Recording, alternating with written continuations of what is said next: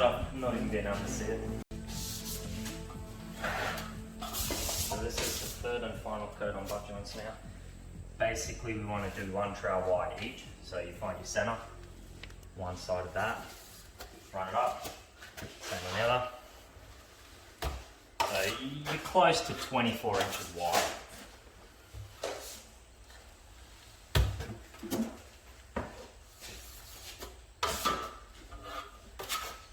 Cut your edges. I like to use a trowel to put the mud on, but I like to use a knife to get it off, because the knife's a bit smoother. You don't take it all off. Yeah. Whereas our trowels, they're all bent for external. So if I were to try that, I would always leave that cut line. Yeah. Whereas with the knife, you don't leave that.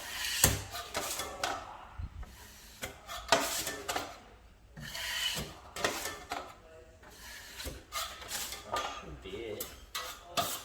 Just check for pock holes or pinholes. Don't see anything. You can't really get that glaze.